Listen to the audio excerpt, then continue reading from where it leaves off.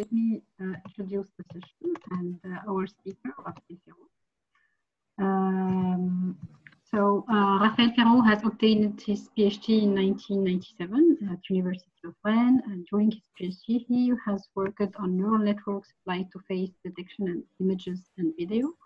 Then at France Telecom, he worked on different applications of neural networks for telecommunication, including churn, profiling, fraud detection, resource allocation, and ATM networks. And as a project leader, he has led several projects on data mining and big data at Orange with application on marketing optimization. Then as a researcher at Orange Labs, he worked on reinforcement learning and in particular on bandit algorithms. His research on contextual bandit, non-stationary bandit, and multiplayer bandit are applied for optimizing communication and IoT network. So our keynote today is titled Reinforcement Learning for Communication Network from Opportunistic Spectrum Access to IoT. And Raphaël, I'm happy to give you the floor. Okay. Hello all. I am Raphaël Ferraud. I work at Orange Labs, but currently I am at home in Perros-Guirec. Sorry about that. And the title of my presentation is Reinforcement Learning for Telecommunication Networks from Opportunistic Spectrum Access to IoTs. Just to have the next slide. Oops. I don't have the next slide. Yeah. Okay, sorry. The outline of my presentation is the following. I will begin by a short introduction about artificial intelligence on Internet of Things. Then I will speak about reinforcement learning, and I will go more deeply into multi-armed bandit problem, which is a special case of reinforcement learning, a simplification in fact. Then we will see how to apply multi-armed bandits to opportunistic spectrum access, and then to IoT networks, and then to sensor networks, and finally I will conclude. So, artificial intelligence on IoT. What could happen? I think in worst case, something like that could happen. A lot of devices which would like to interact with you for commercial purpose. I think it is a kind of nightmare, and I will not speak about the application layer in this presentation, but I will focus on the use of reinforcement learning for optimizing communications in IoT networks. IoT networks, the main characteristics of IoT networks is that they are decentralized, meaning that the devices initiate the transmission. They work on unlicensed radio bands. There are a lot of devices. They have a high constraint on energy consumption, and they have low data rate.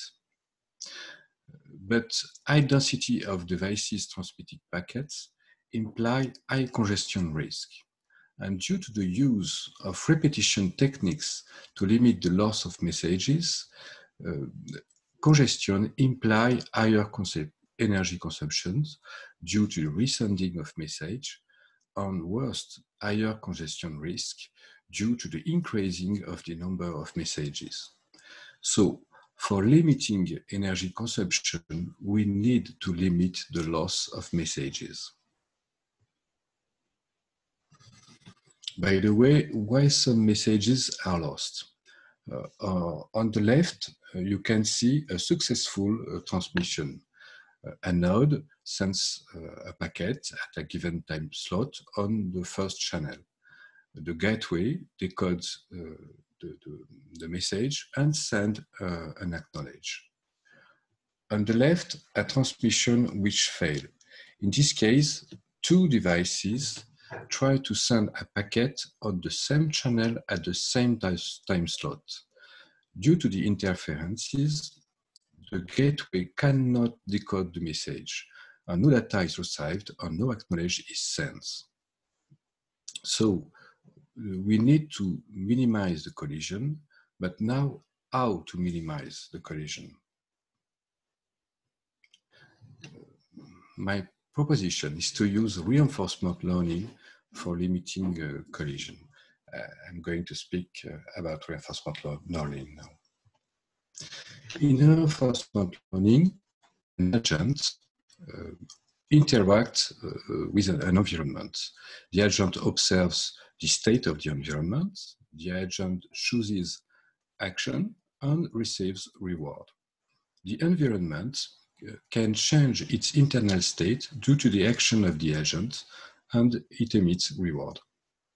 And the goal of the agent is to maximize its long-term rewards.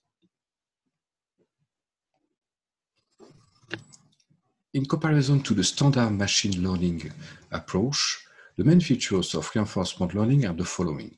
There is no supervisor, meaning that only the reward of the played action is revealed to the agent. Usually, the environment is initially unknown, so the agent has to interact with the environment to gather information.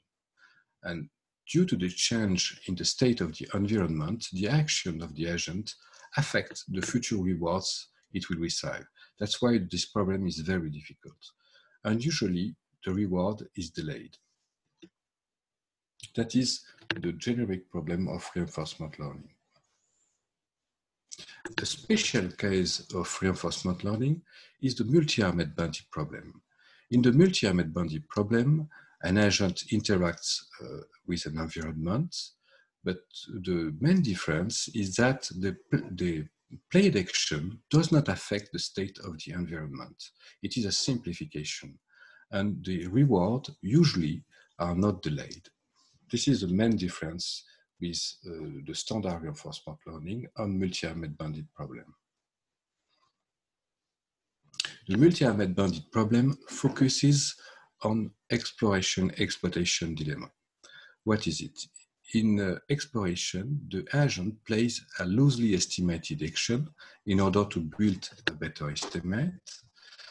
In the case of exploitation, the agent plays the best estimated action in order to maximize its cumulative reward. For instance, imagine that you want to go to a restaurant and a new restaurant opens. So you have the choice.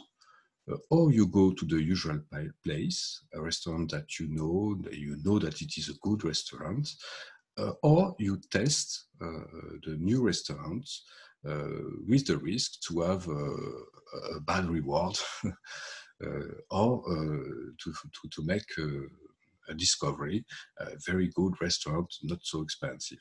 This is the exploration-exploitation dilemma. And multi-armed bandits provide the optimal solution for this dilemma. Let me formalize a little bit more. We have a set of arms equipped with unknown probability distributions of reward corresponding to unknown mean rewards. And at each time step, a player chooses an action and the environment reveals the reward. The goal of the player is to maximize his cumulative reward, but we can reformulate it in terms of minimization of regret with respect to the optimal policy. In the case of stochastic bandits, the optimal policy is simply playing the action with the highest mean reward all the time. So we can compare our policy, this one, with the optimal policy to calculate the regrets. An important result is the lower bound of the stochastic multi-armed bandit problem.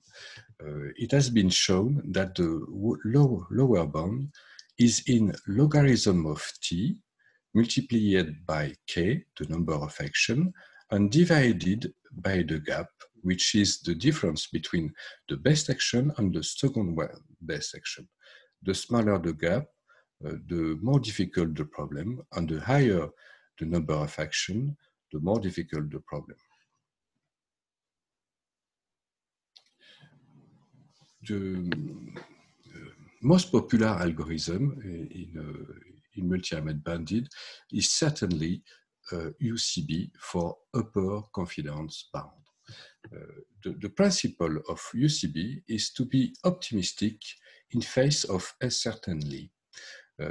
If you look at the figure on the top, we have 3 arms, and the common sense say to us to play the first one because it seems to be the best. But UCB says to us to play the second one because the second one can be better than the first one because its hyper confidence bound is higher than the one of the one. It is to be optimist.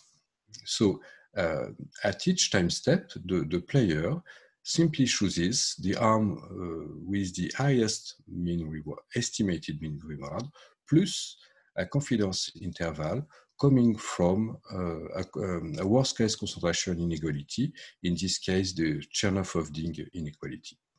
And then you just have to calculate this index and take the maximum. This is the UCB algorithm.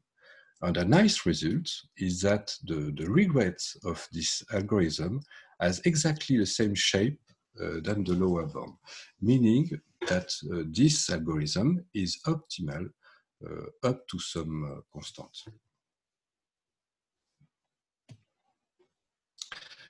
Another kind of bounding algorithm is the adversarial bandits. In the case of adversarial bandits, the agent does not interact with the environment, but with a Neville adversary. Why it is a Neville adversary? Because the adversary knows the algorithm of the player and has generated a deterministic sequence in order to trap the player. So the player has necessarily to randomize the choice of arms. Else, it will be trapped. If you use a deterministic algorithm such as UCB, it will be trapped. And for the same reason, the player has to continuously explore over time. A point which is not a detail, the time horizon is known by the player. We will see just after a while. And usually, the player competes against the best arm of the run. It can also compete against the best sequences of arm of the run. The lower bound of this problem is in square root of k multiplied by t. It is much higher than in the case of stochastic bandit, but it is not a surprise because the problem is much more difficult. We have an adversary here. The most popular algorithm for adversarial bandit is XP3 for exponential weight algorithm for exploration and exploitation. There is 3 interesting ideas in this algorithm. First, line 3, as I said before, the player randomizes the choice of the action by evaluating a probability to play each arm. The probability to play an arm depends on the past reward it receives, sorry, and of a constant exploration rate. This allows to the player to explore over time and to not be trapped by a deterministic sequence. The second interesting idea is that XP3 use an unbiased estimation of the reward, meaning that the reward is divided by the probability to choose the action. In the case of an action which has not gathered a lot of reward, the probability is low, and if the player choose this action, thanks to the constant exploration rate, and receive a reward, then the estimated mean reward will be high. This mechanism allows to the agent to adapt to changes of the adversary. And the last idea is to optimize the choice of gamma, the constant exploration rate, in function of the time horizon. Else, indeed, the regrets will be due to the constant expression rate, the regret will be linear, meaning that the algorithm does not work. But if you optimize the choice of gamma, then you can obtain a near-optimal regret bound, which is in square root of k multiplied by t multiplied by logarithm of k. This regret bound is optimal up to this factor, logarithm or square root of logarithm of k. So this is the adversarial bandit. Now I will speak about a problem which is very close to the multi-armed bandit problem. This problem is called best arm identification problem, and it is well known as the sequential A/B testing. In sequential A/B testing or best arm identification problem, an agent interacts with the environment, but the goal of the agent is to find the best action. So when he thinks that he has the best action in his hand, with high probability, it stops and output the action. This kind of algorithm are analyzed in terms of sample complexity, which is the stopping time of the algorithm, or the number of interactions to find the best arm with high probability. And it has been shown that the lower bound of this problem has this shape. A very simple algorithm that performs best arm identification or sequential A/B testing is successive elimination. The functioning is very simple. At the beginning, the algorithm samples uniformly each arms until the upper bound of the worst estimated arm, here it is the arm C, is lower than the lower bound of the best estimated arm, arm A. In this case, the arm C cannot be the best one, so it is eliminated, and so on. That's all. In fact, all the bandit algorithms most of bandit algorithms are very simple.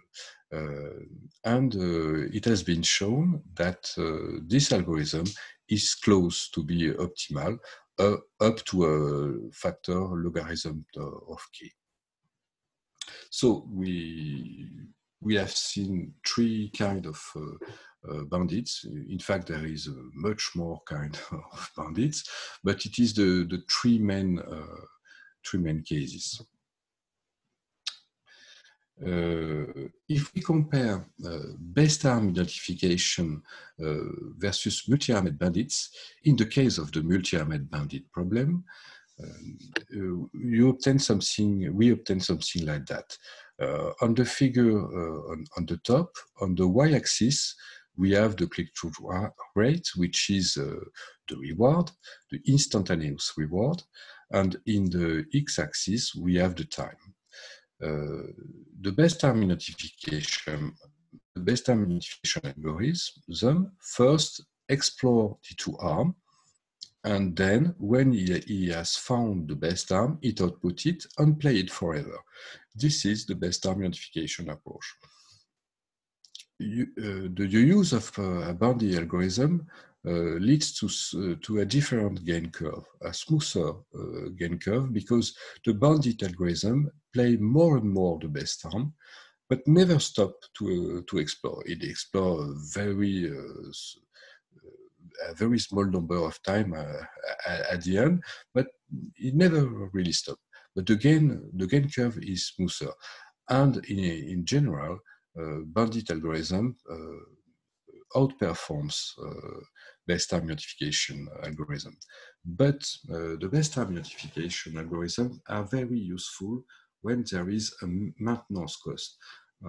In fact, it is often the case in continuous development, in clinical trials, in phone marketing campaigns, for blacklisting channels. In all of these cases, you have a cost of a maintenance cost associated to each action. And in this case, base time notification algorithms are useful. Okay.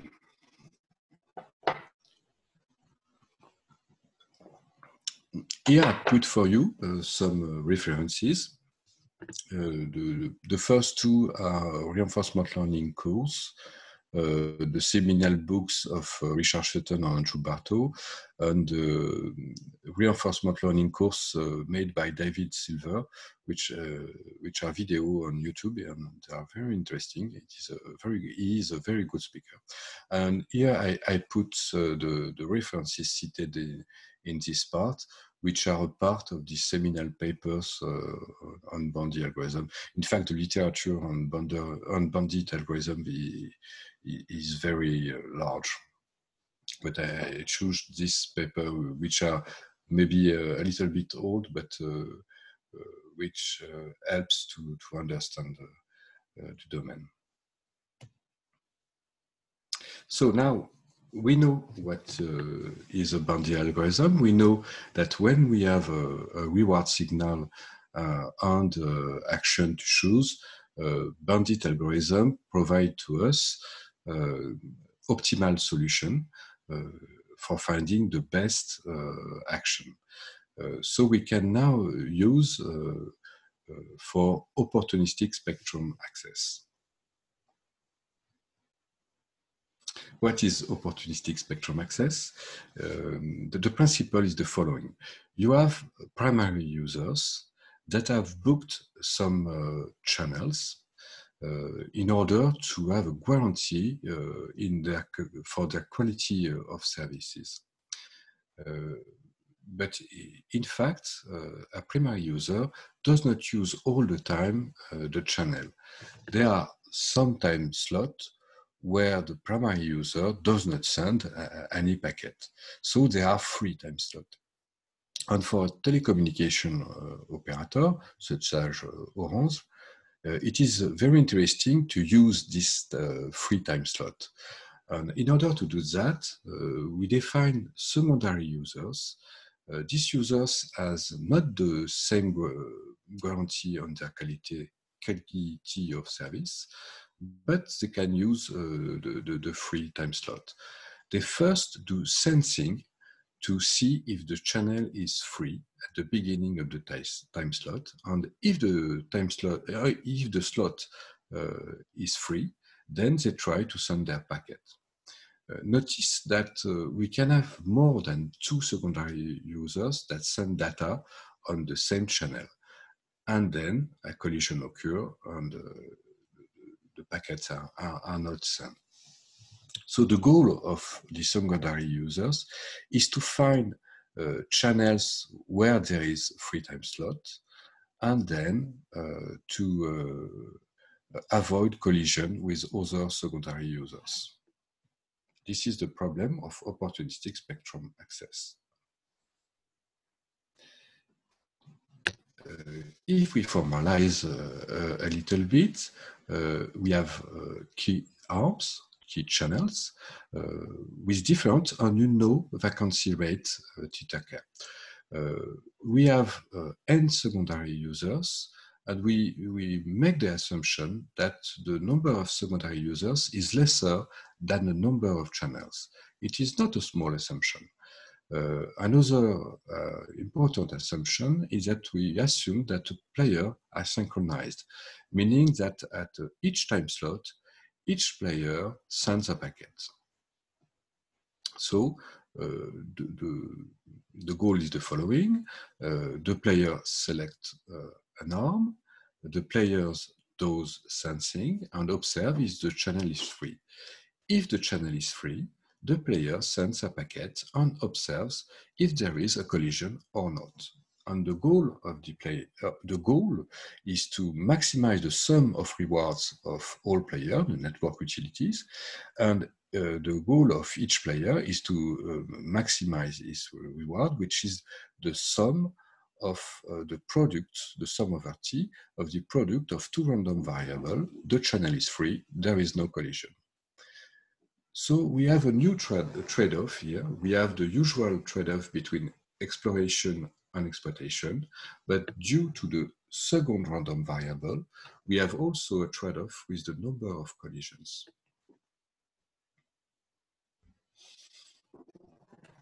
The tightest lower bound for multiplayer multi-armed bandit is due to Besson and Kaufman, and they have shown that the lower bound has the following shape: logarithm of T, that is usual for stochastic bandit, multiplied by the number of secondary users, multiplied by the number of suboptimal arms, and divided by the gap.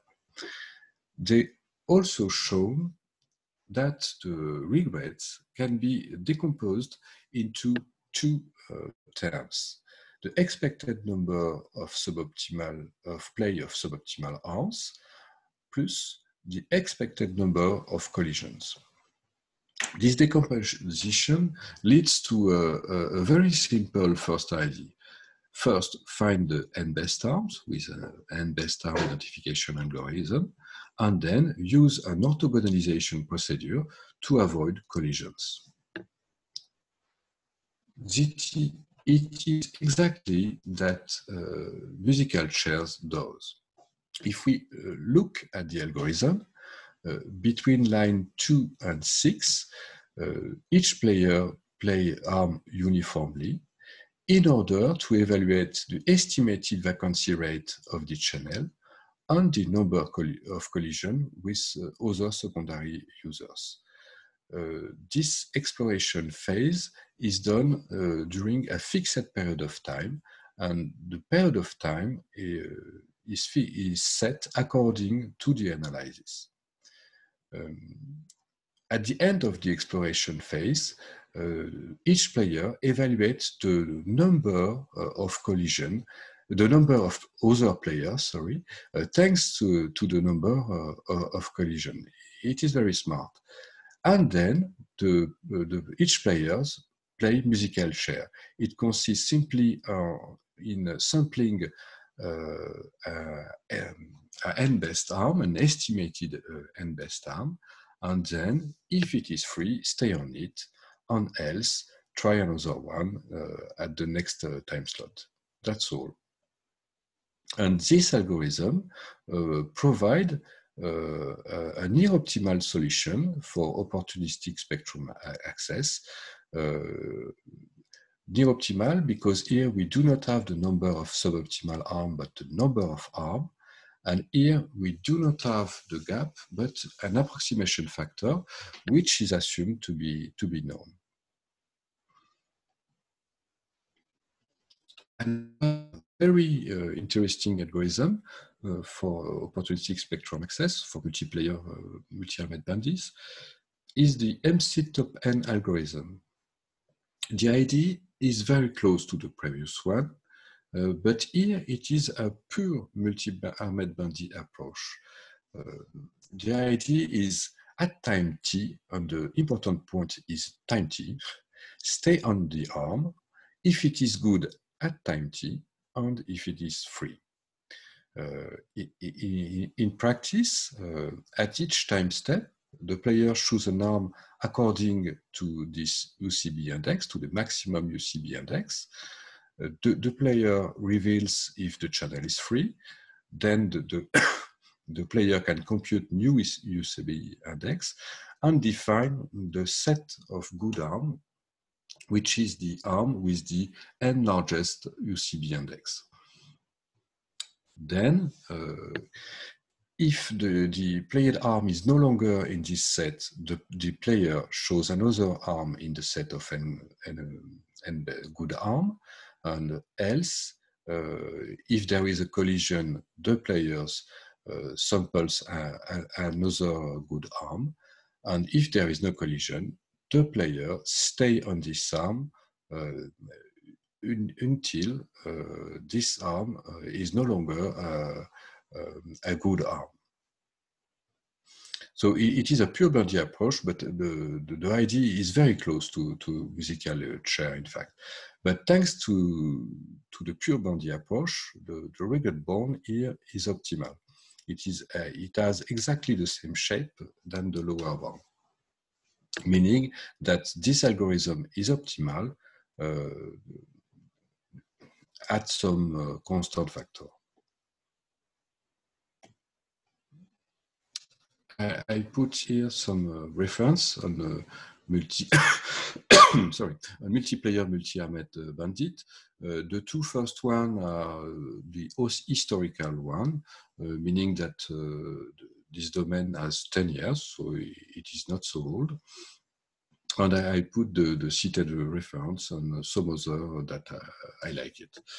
But in fact, there is a lot of references in this domain now. Okay, we have seen how to apply multi-armed bandit to opportunistic spectrum access.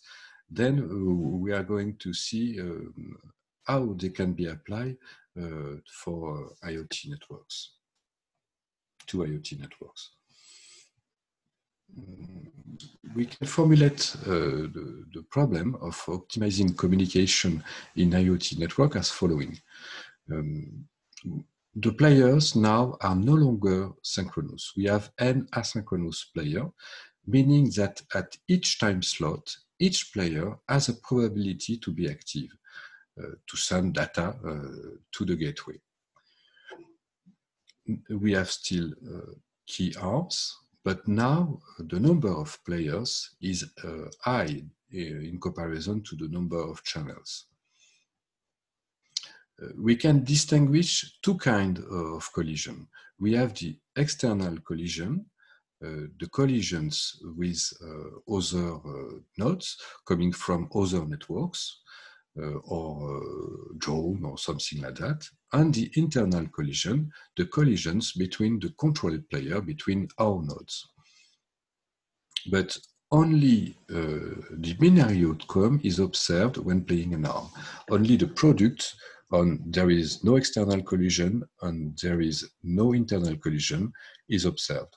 It is one of the main difference with opportunistic spectrum access. The collisions are not observed. And the second one is that we have a large number of asynchronous players. So this problem is much more difficult than opportunistic spectrum access. Why it is very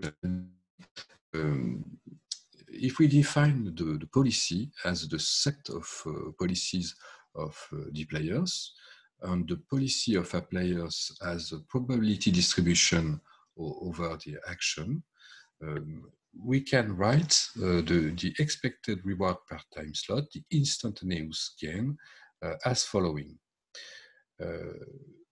If we look at the right parts of this equation, we have the expected reward of player n.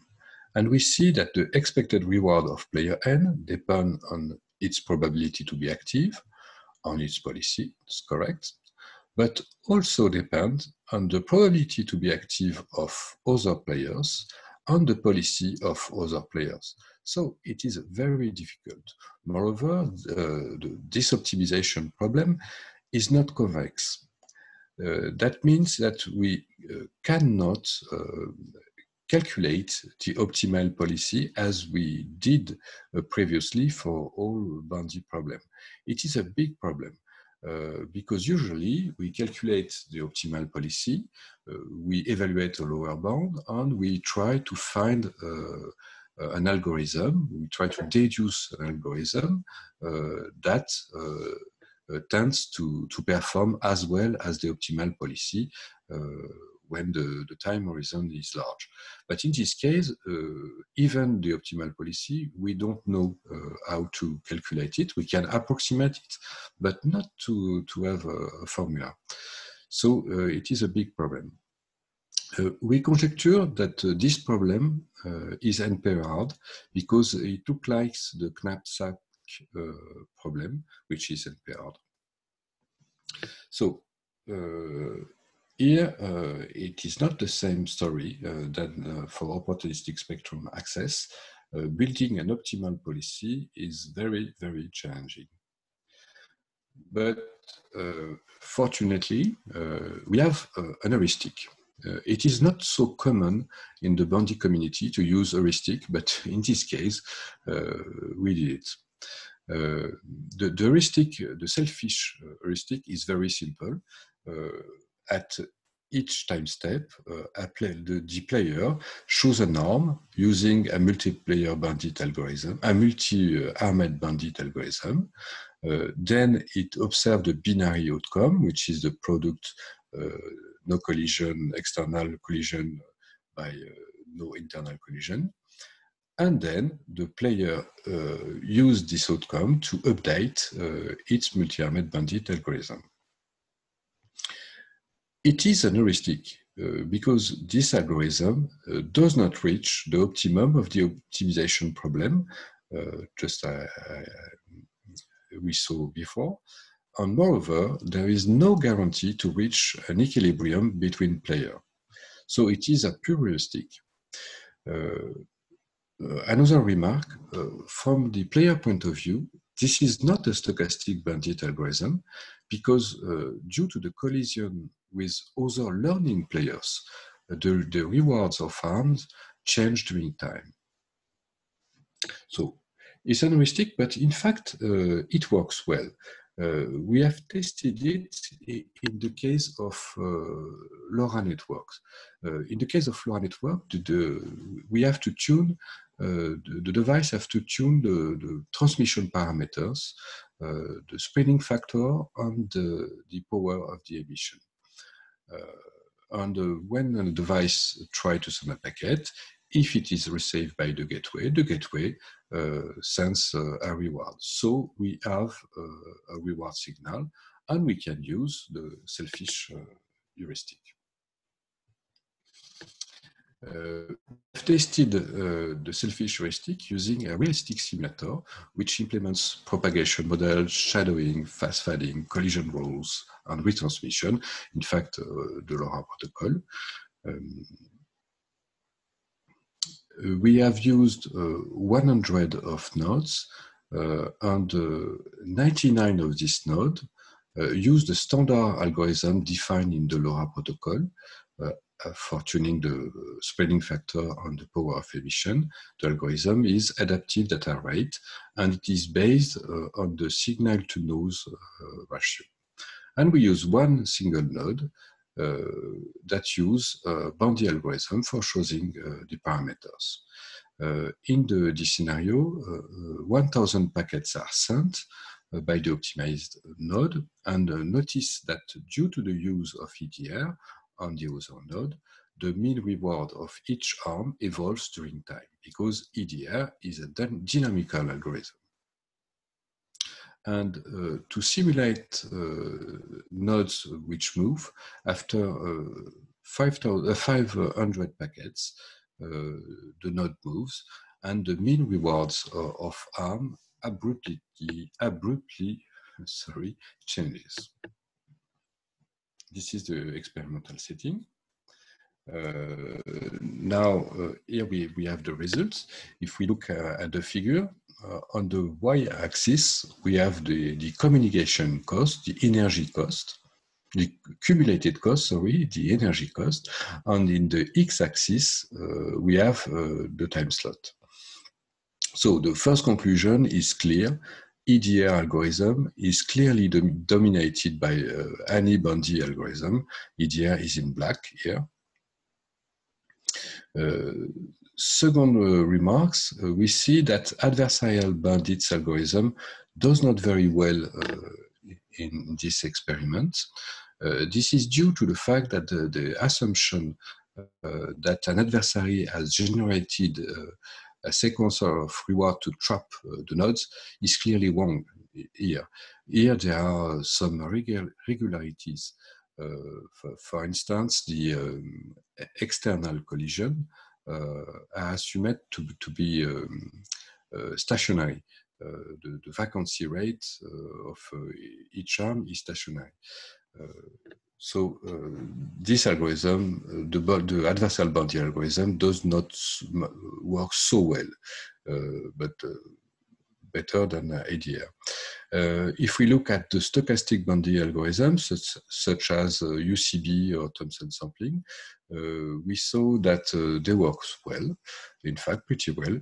And the best performer is Thompson sampling equipped with a powerful charge point detector, which detect the move of the node, and that is why it works better.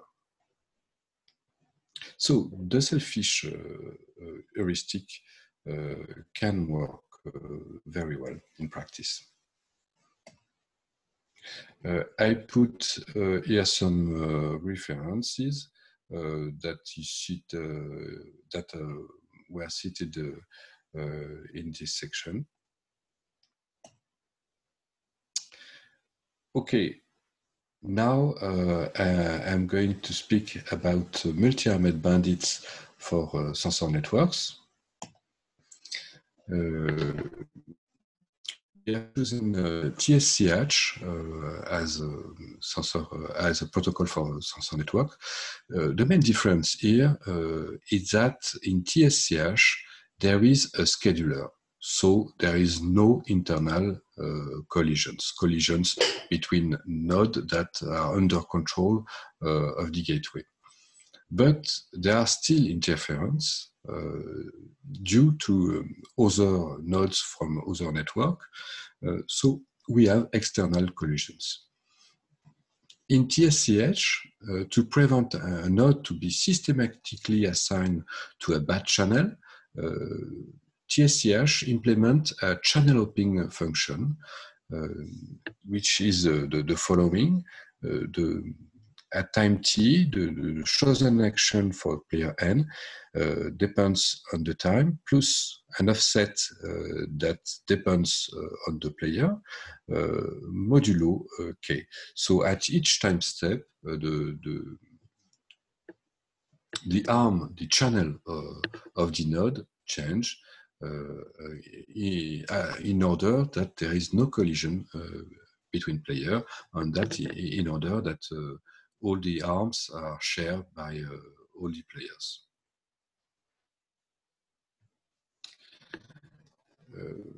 In TSCH, we have a reward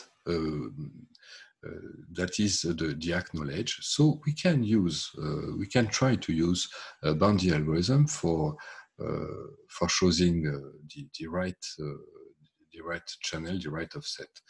And we made a small modification in the protocol.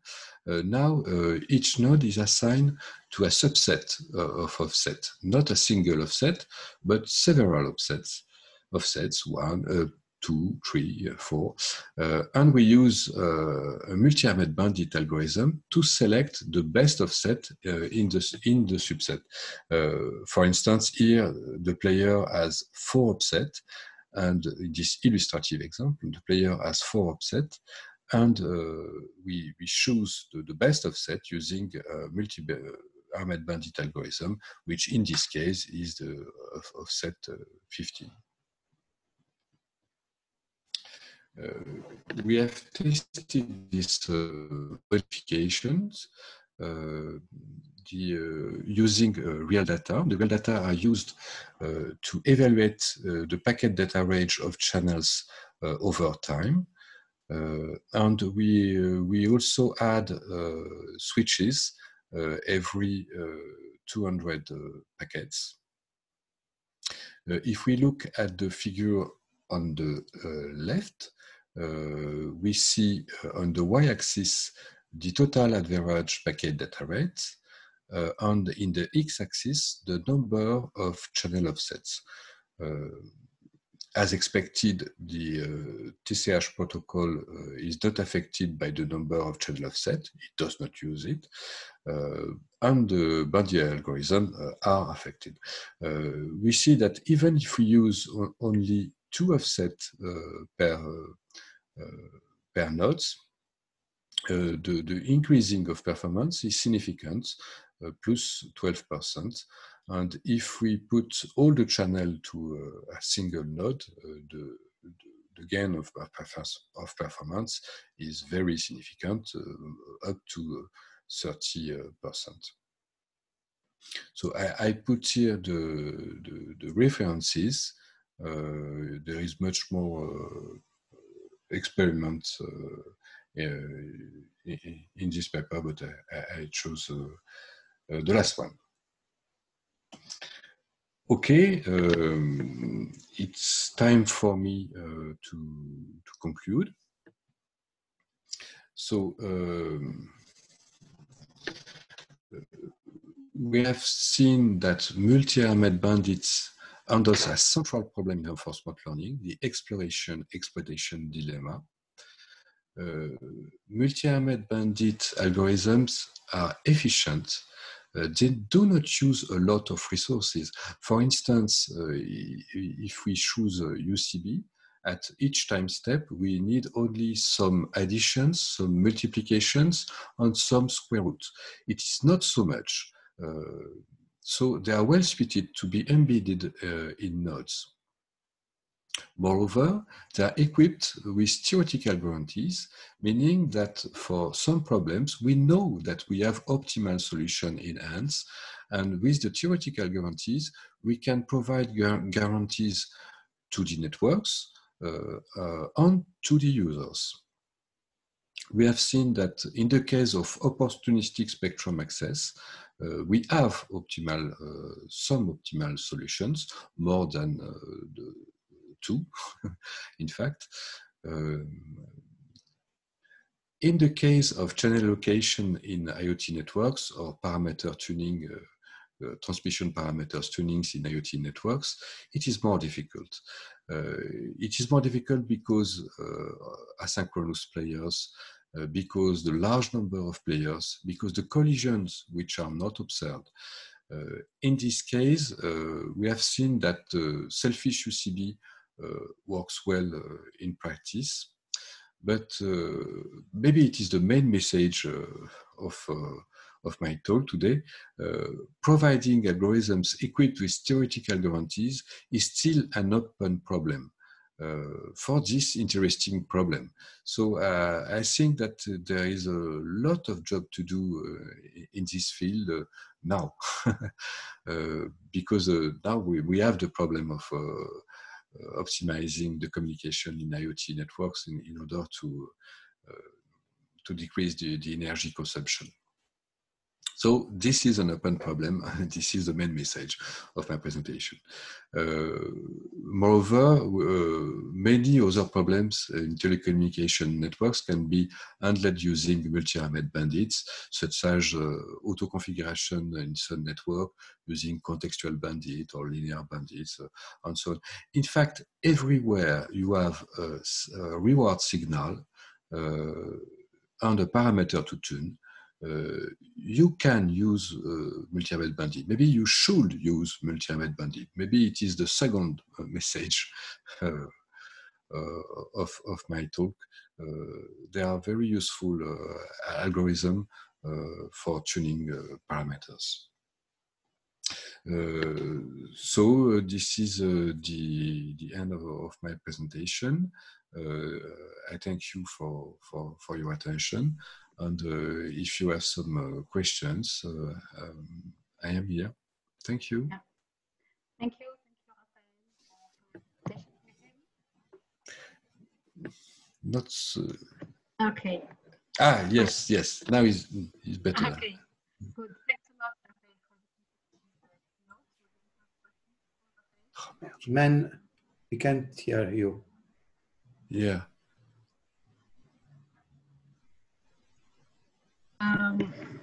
Is yes. it better? Yes, now yes. Yes. Okay. So please, if you have questions for Raphael, so now floor is open for questions. Hello? Yeah. Okay, maybe I have one question to start, Raphael. Yes, Okay. if I hear you. So, you're right. So in network in general, it's difficult to apply reinforcement learning because, do you hear me or not? Yeah? No? Okay. Not Right. really. With burst or not? There is a lot of noise. Yeah. Okay, so I will not ask my question. But now I hear you.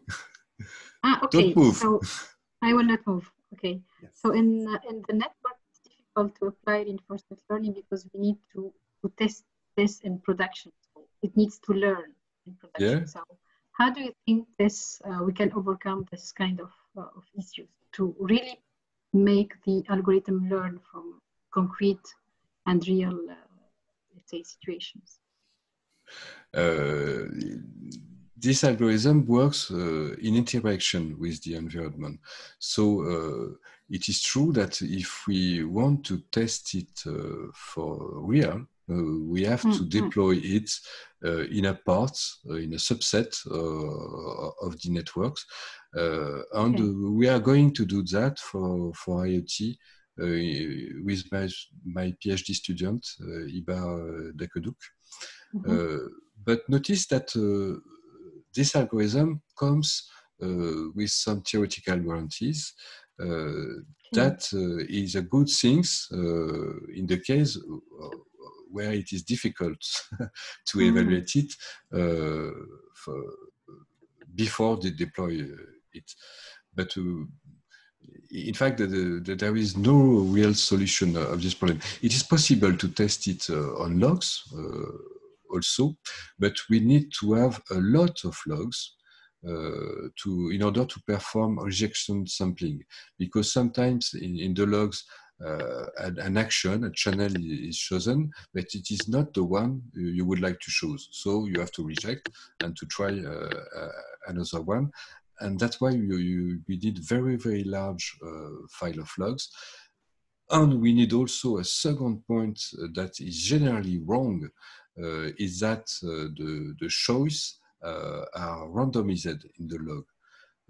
If a deterministic policy is used on the log, and no deterministic policy is used on the log, and it is usually the case, we cannot do anything with, because we just can learn the deterministic policy, and it is not the goal. So to really test it, test this kind of algorithm on logs, we need logs that are generated by a randomized algorithm, and we need to know the probability of choosing each action in the log.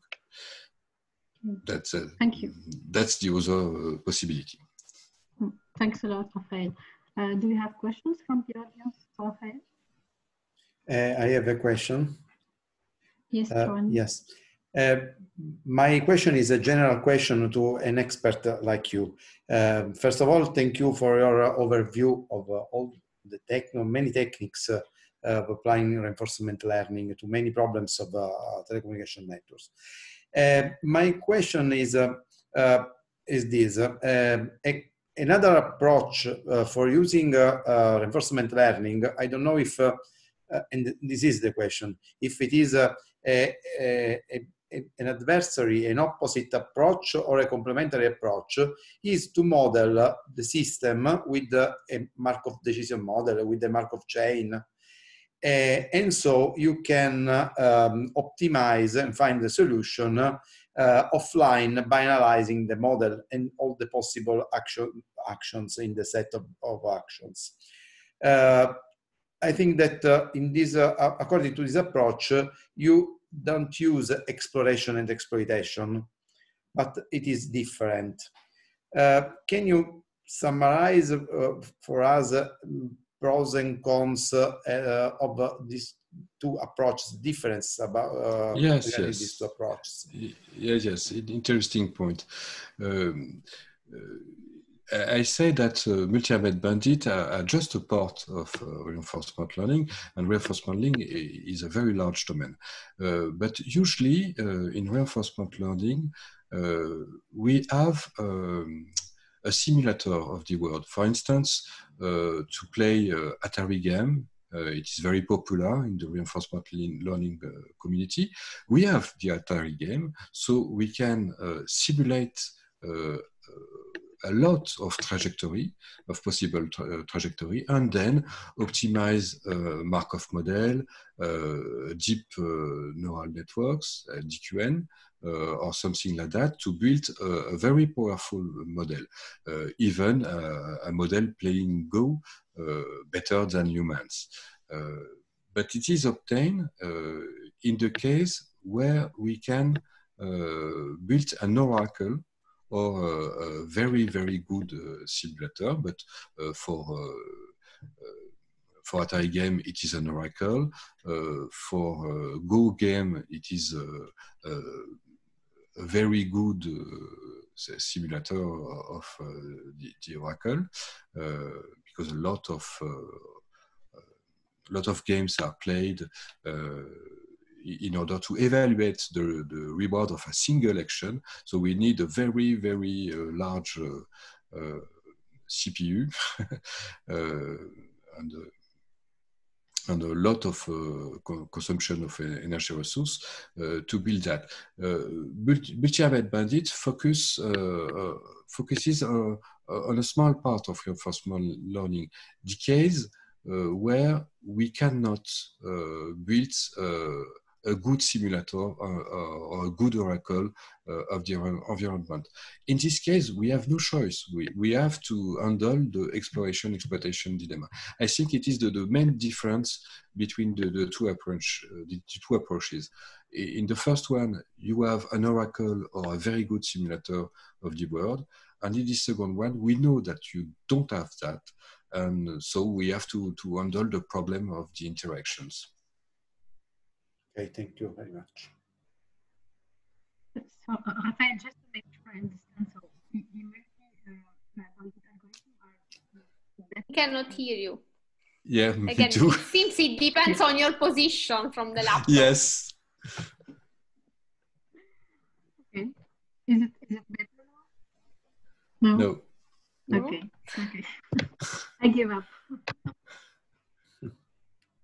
I have just one curiosity, if it's possible to ask to Rafael. Thanks again for the presentation, which was really well organized and very clear also to those who are not very, let's say, expert in the field. So do these MAB approaches pose any issues in terms of solution to scalability problems, especially when you talk about IoT networks, where it seems that there are no longer some theoretical optimal solutions? Do you think that this computation, especially if we consider the very high number of devices which are foreseen in an IoT scenario, can pose some problems in terms of solutions to these issues, especially when we also exploit the heuristics? Yes, I don't think that the computation is an issue in the general case, because if we look at the algorithm that is run on each devices, it is no more than this one. You just have to make some additions on a square root, no more. At each time step or each time you want to optimize. But it is not a lot, in fact. So the computation issue here we do not have. But it is true that there are some boundary algorithms which are more complex.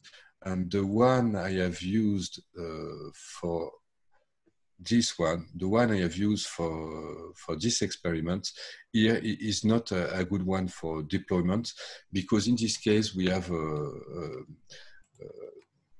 detector of changement, which is which use a lot of resources, and the Thompson sampling is a more complex algorithm, and so on. So we have different algorithms. Some of them are very, very simple, and some of them are more powerful, but